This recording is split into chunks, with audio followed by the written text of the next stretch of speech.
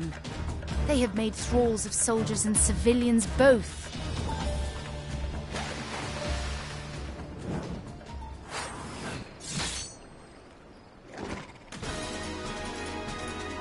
Did I miss much?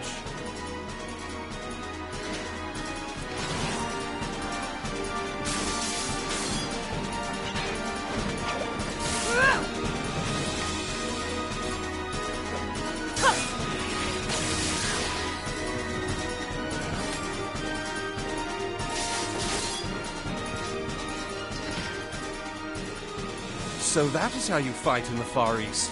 Mental note, pick no quarrel with Domans.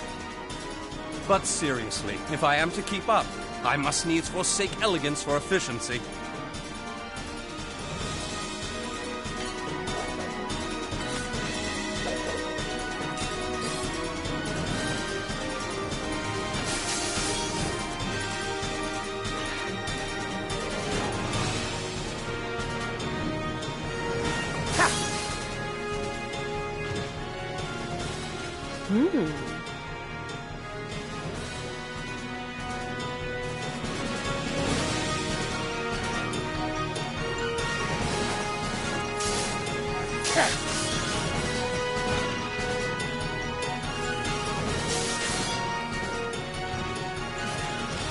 To the Aetherite!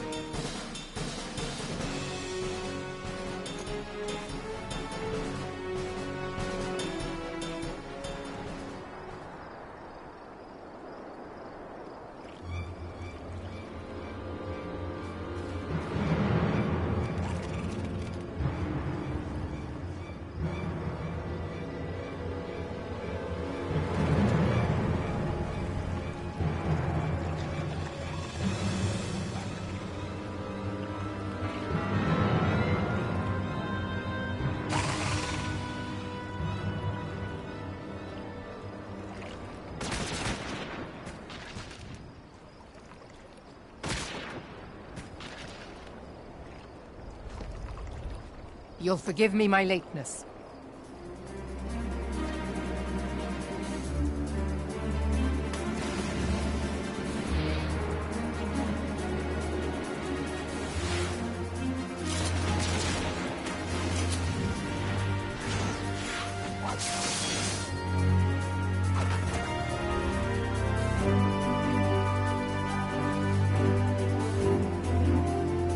I've been something of a liability of late, I know. 'Tis high time I set about making amends.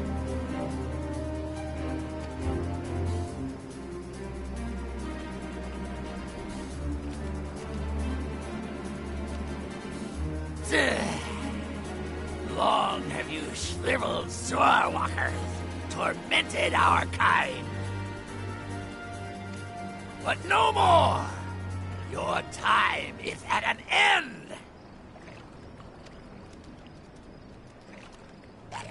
You shall perish with salt in your wounds and sea in your lungs.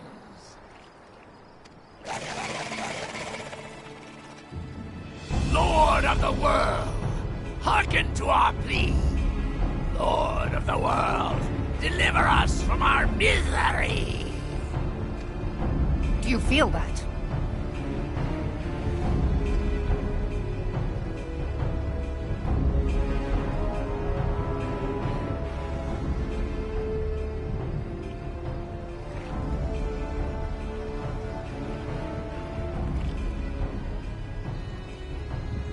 I know this sensation. It's the echo. What?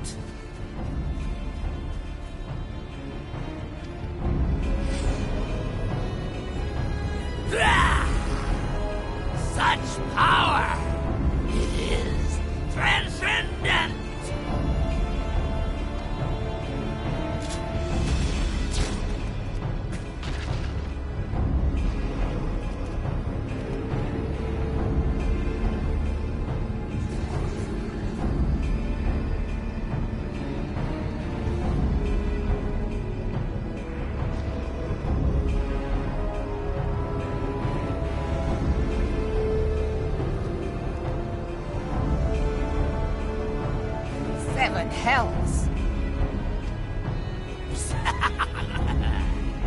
Strike me down if you will. It is futile. I have mastered the gift. I am eternal.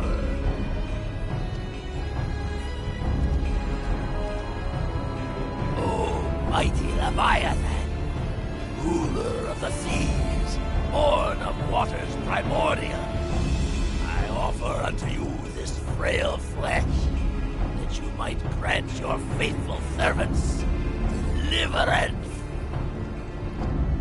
I beseech you, come forth!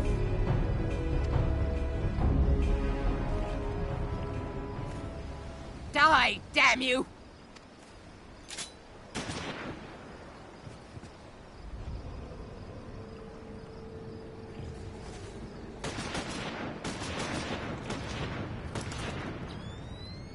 Foolish shorewalker!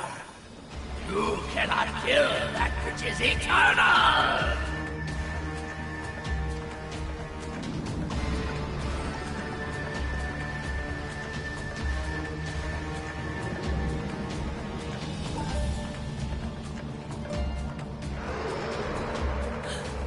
Heavens forfend.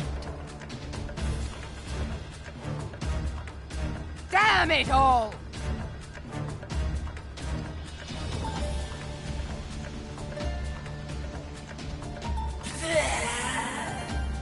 My being ebbs away. It should by right be infinite. Am I not immortal? Curse you, emissary! You promised me everlasting.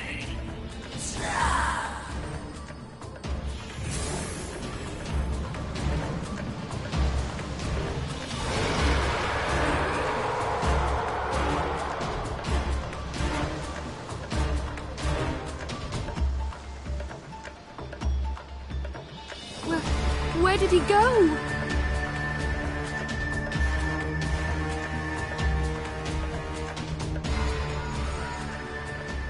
What say you?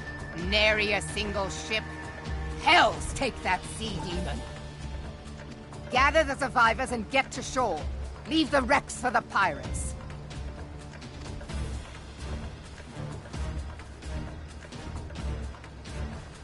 Leviathan wastes no time. The diversionary squadron is lost. For a mercy, 'twould seem the Primal now makes for open sea. But why does he not press his advantage? Unless... God save us. He means to unleash a tidal wave.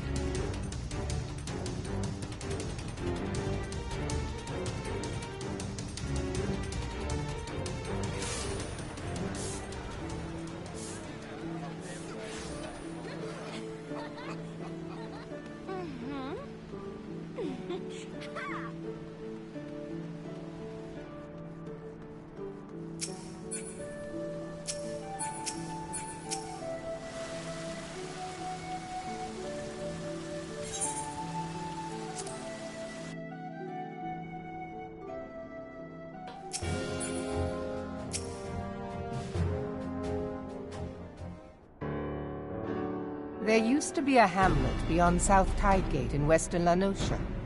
Hearthstone it was called. Some years prior to the Maelstrom's founding, Leviathan rose from the briny depths and set about unleashing watery hell upon us. On that occasion, the Company of Heroes put him down before he could do too much damage. But when the bastard came next, this time in the wake of the calamity, we were not so fortunate. Weary of ravaging our shoreline, he summoned a tidal wave which fair leveled Hearthstone and washed the soil away for good measure. The area was subsequently occupied by the Sahagin. Aye, the thrice-damned creatures transformed it into a spawning ground for their brood. Given the quantity of crystals stolen to feed him and his legion of thralls, we can be fairly sure that Leviathan is stronger now than in his previous incarnations. If that sea demon is left to wreak havoc, what befell Hearthstone may well befall a larger settlement, even Limsa. That cannot happen. The Primal must be stopped. That was ever our objective, Admiral. But how are we to achieve it? The sea is Leviathan's uncontested domain. The ships of the 3rd Squadron could not close to within 100 yards of the Primal, nor could their cannons pierce his defenses.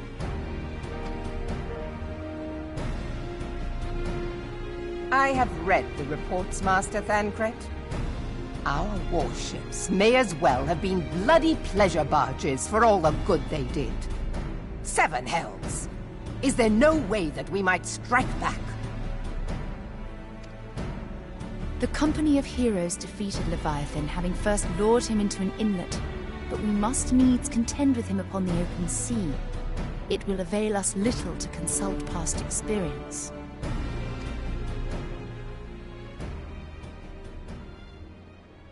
Admiral, if I may.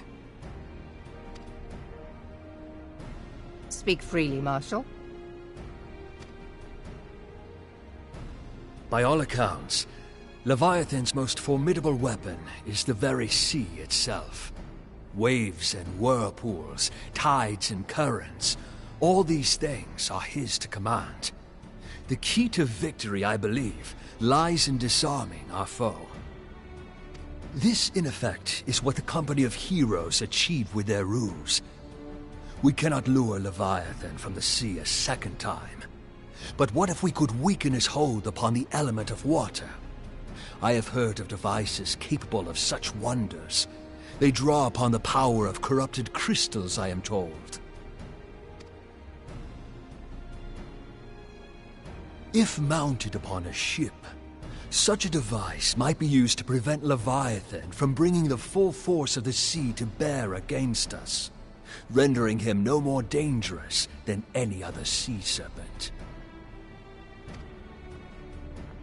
Of course! Sid built a similar device to grant the Enterprise safe passage through Garuda's Tempest, did he not?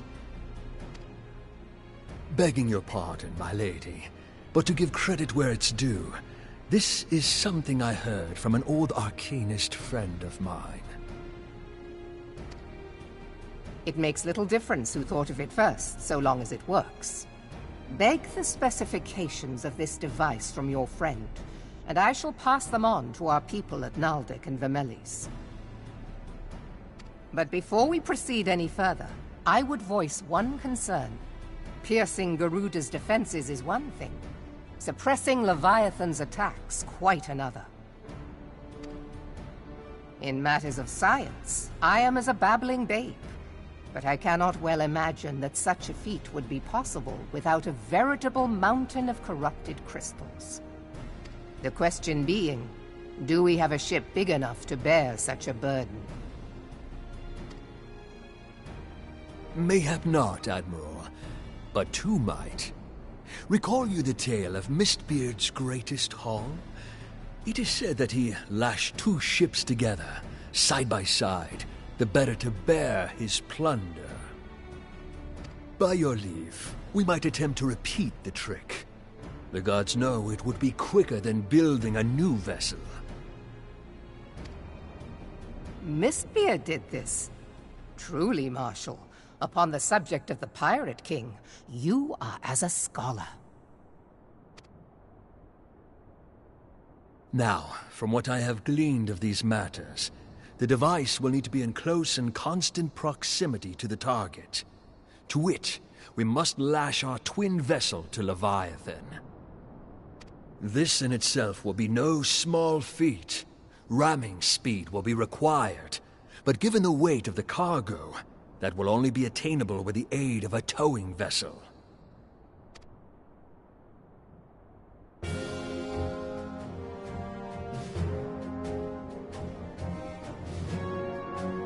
Suffice it to say, the task of piloting said vessel will entail considerable danger, and I would not ask it of another.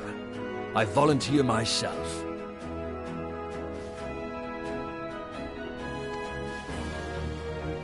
Will be dangerous for all involved, but we have no better recourse.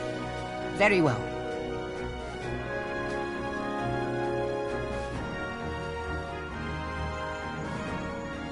Commodore, assemble the remnants of the fleet at Morabee Bay. Give priority to our soundest vessels. The repairs can wait.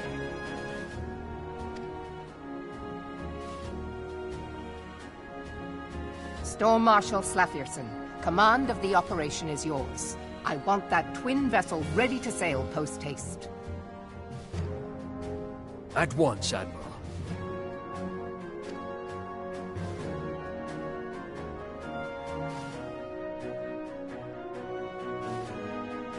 And then there is the small matter of slaying the beast. The fate of Limsa Lominsa rests upon your shoulders once again. Go well, warrior of light.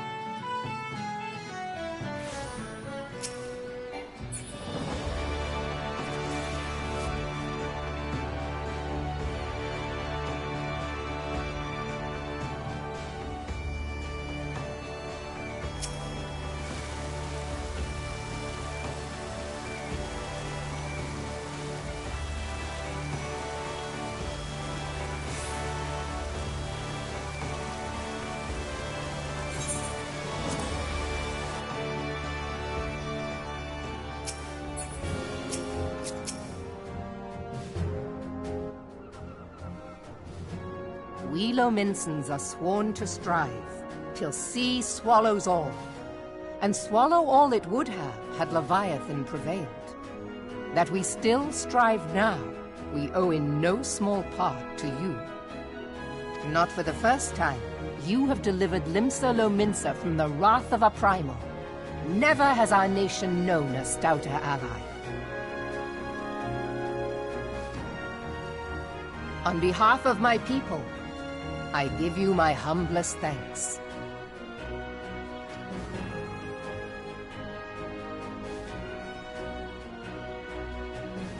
'Tis meet that I give thanks to old Mistbeard, too, for his fine solution. Whatever else he may have been, 'tis clear he was a resourceful soul. Would that I had a man like him in my service.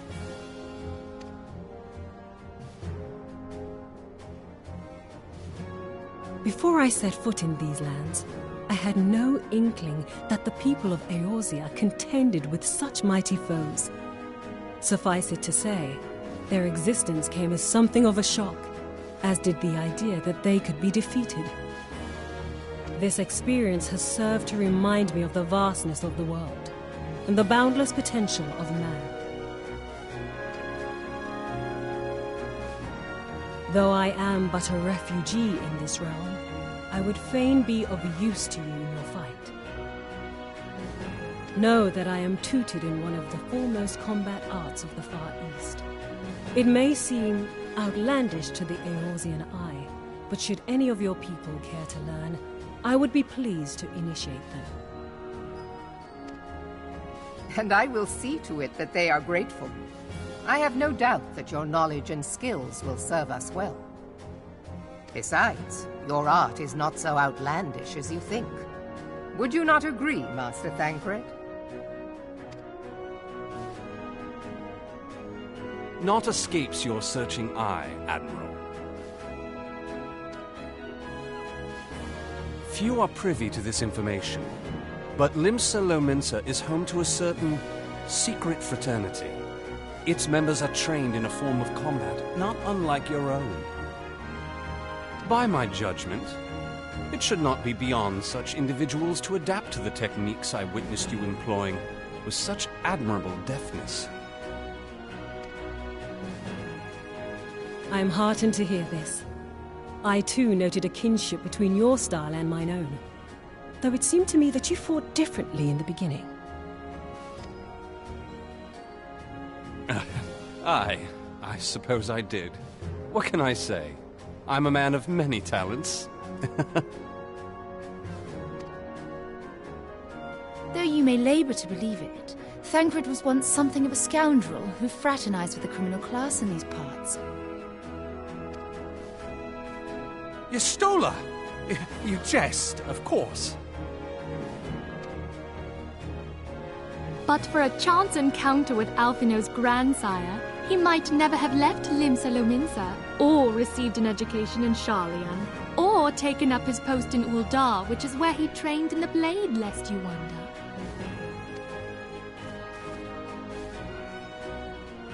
Minfilia, please!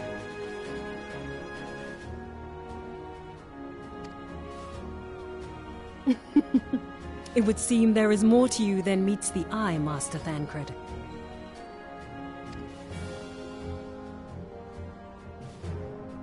Lady Yugiri, I am told that you and yours came to Eorzea seeking permanent resettlement, and that many domins have since been engaged as frontier hands at Revenant's Toll.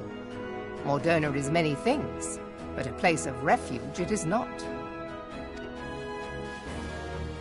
Know that I would like nothing better than to furnish your people with a new home here on Lominsan soil. Alas, racked by instability as we are, our nation is in no fit state to take you in. Yet I'll not have it said that we turned a blind eye to your suffering. Until such time as we can do more, I pledge to send provisions. We are in your debt, Admiral. I realize that it scarce qualifies as repayment, but if it please you, I shall set about sharing my martial knowledge with your people at once.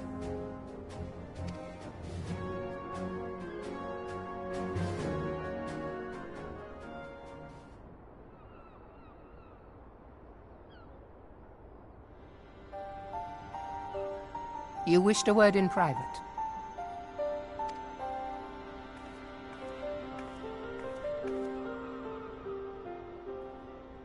The better not to spoil the festive mood. History repeats itself, Admiral. As the kobolds did before them, the Sahagin resorted to summoning their god over a territorial feud. They acted in self-preservation. It may be that the Sahagin initiated this particular clash, but how it begins does not interest me so much as how it ends.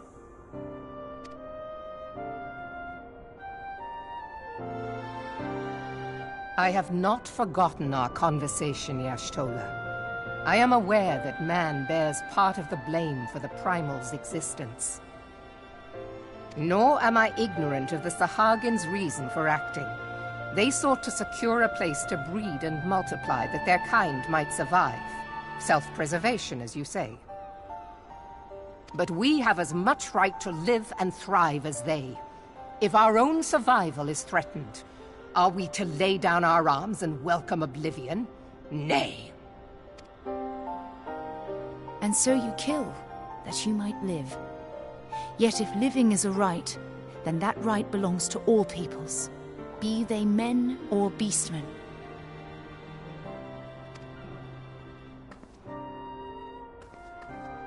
I'll not deny your reasoning. But when a storm gathers, it falls to me to see my people safely through it. That is my duty, and I shall do it.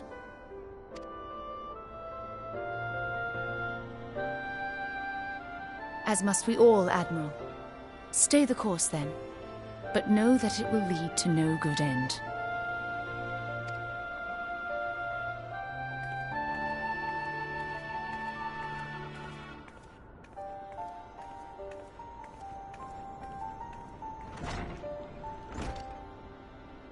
Man has ever put himself first and foremost. To justify his actions, he clads himself in the armor of righteousness, though it be a fancy of his own making. In this, mayhap the Garleans and we Domans are not so different.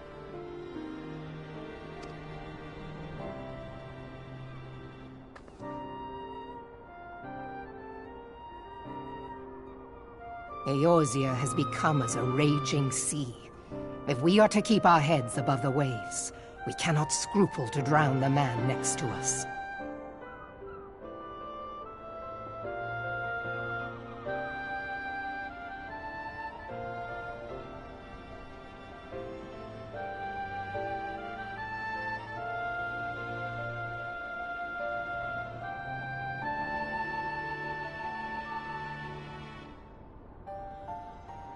When hopes of coexistence founder, strength must determine who has the greater right to live.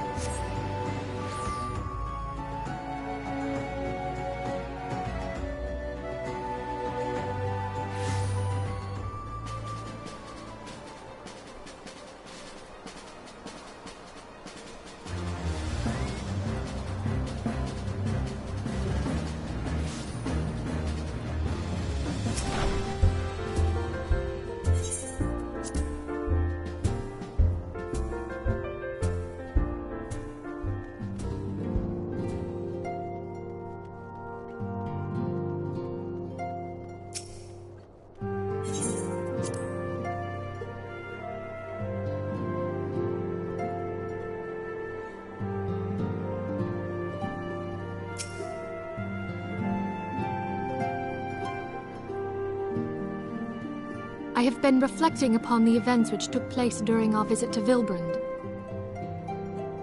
If you have a moment, I would share my conclusions with you. Please, bear with me. When the Sahagin Elder summoned Leviathan, he employed the power we have come to know as the Echo.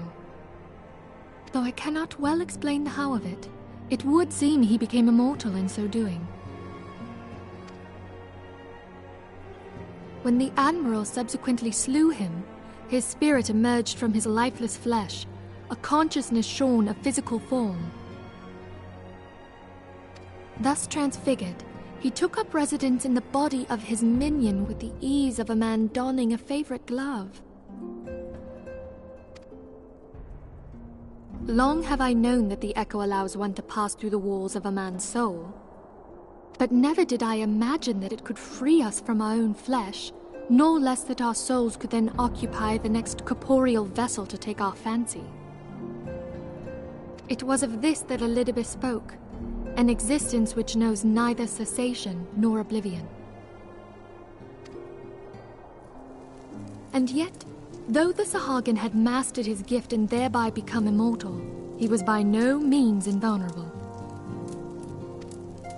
As we both bore witness, he was ultimately absorbed into Leviathan.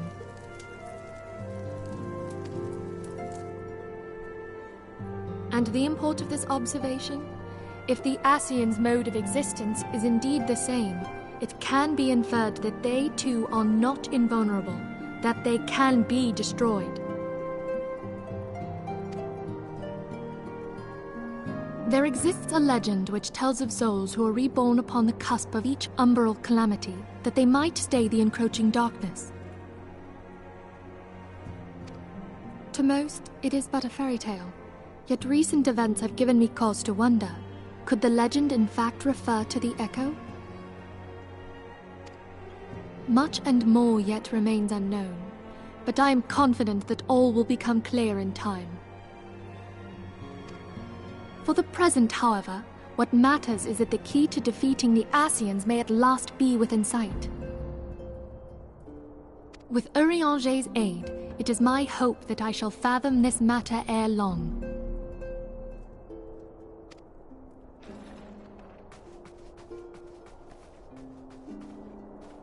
Oh, I was just about to send for you, my friend.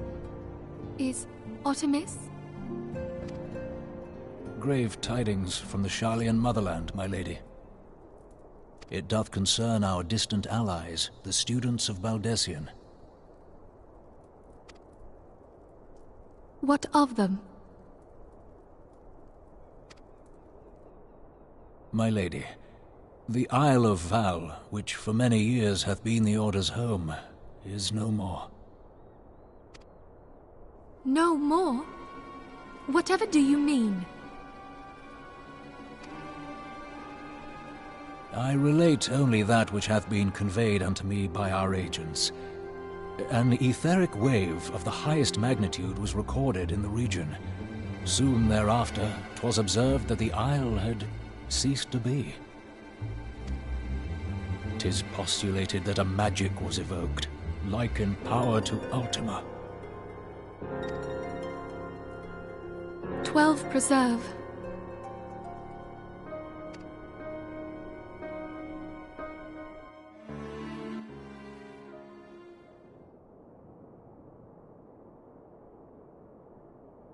If there are no other matters, I move that today's meeting be adjourned.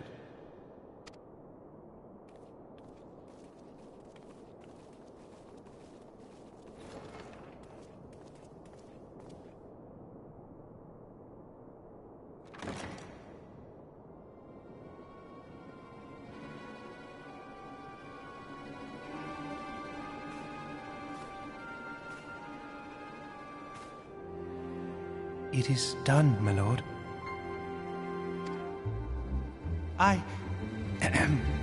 Forgive my impertinence, my lord, but these orders, I am uncertain as to what end they serve.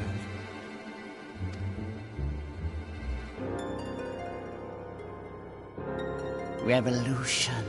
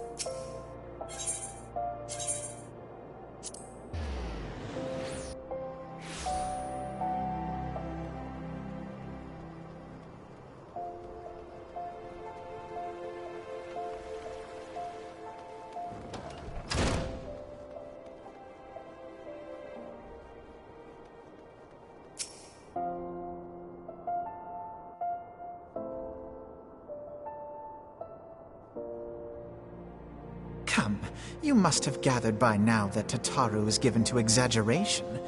As you can see, I am quite well. Ul'dah, on the other hand, is not. This riot was anything but an isolated incident. There is a restlessness in the air. Tensions long simmering are at last threatening to boil over.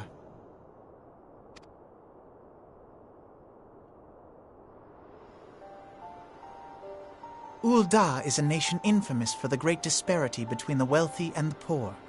The majority of the populace accepts this state of affairs because they believe that every man bears responsibility for his own lot in life.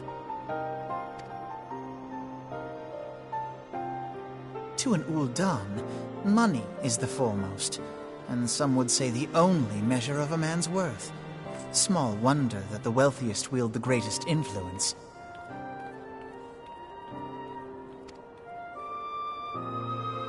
So where do the refugees fit into this social hierarchy? What place is there for those who fled Alamigo and the destruction of the Calamity?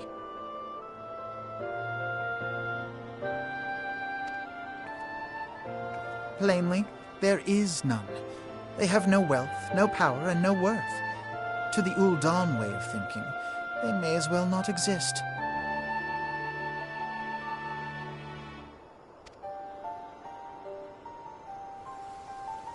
Choosing to ignore their existence, however, is patently not an option. General Rauban and the Sultana understand this, which is why they ordered the Immortal Flames to provide the refugees aid and succor. Yet none would dispute that the expenses incurred by this policy grow by the day, with no end in sight.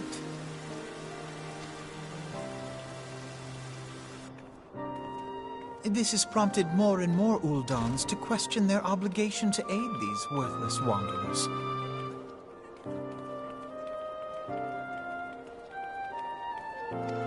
While more and more refugees have come to resent their treatment at the hands of the sneering citizenry.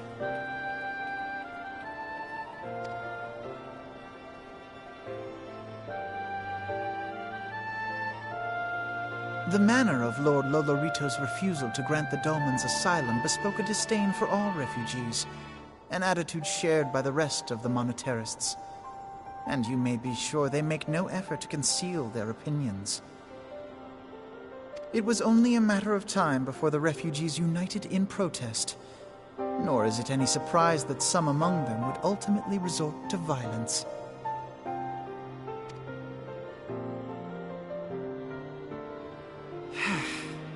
That the Immortal Flames should choose this of all occasions to engage in joint training exercises with the other Grand Companies. By the time they return, the situation may well have deteriorated beyond mending.